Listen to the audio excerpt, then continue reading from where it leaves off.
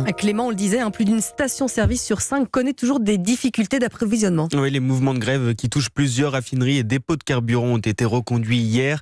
La CGT Total se dit prête à entamer dès demain des négociations au sujet de la revalorisation salariale. En attendant, le blocage se poursuit. Thibaut Hu, vous étiez dans une station essence, vous avez rencontré des conducteurs agacés, inquiets et aux esprits échauffés. Oui, dans la file d'attente, des coups de klaxon, de la tension parce que la plupart des automobilistes craignent de ne bientôt plus du tout pouvoir prendre la voiture, notamment pour travailler. Alors l'exaspération à la pompe est encore montée d'un cran. C'est la galère, on est en galère quoi.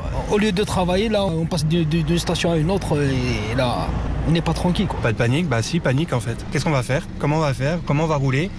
Et combien de temps ça va durer ? J'ai peur qu'on puisse plus bouger, qu'on puisse plus rien faire. Si ça continue, à mon avis, dans 10 jours, la France, ça va être en stand-by. Et les usagers demandent au gouvernement une réaction rapide, car en effet, selon Éric Cellini, coordinateur CGT du groupe Total Énergie, les négociations sont au point mort. Nous avons de nouveau tenté d'interpeller notre direction générale. Il n'y a rien qui se passe.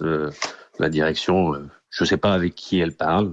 Ça présage que le mouvement va continuer, puisque les salariés semblent déterminés à attendre cette réponse. Je pense que ça risque de continuer encore un petit moment, oui. Et la ministre de la Transition écologique, Agnès Pannier-Runacher, précise qu'une station-service sur 5 est toujours touchée par le manque. L'Île-de-France, les Hauts-de-France sont les régions les plus impactées. La ministre qui a appelé les Français à, je cite, faire le plein comme d'habitude et à ne pas faire de stock. Les précisions de Thibaut Hu pour Europe 1 et la situation peut parfois dégénérer. En Haute-Savoie, un automobiliste qui a perdu patience a donné 6 coups de couteau à un autre automobiliste.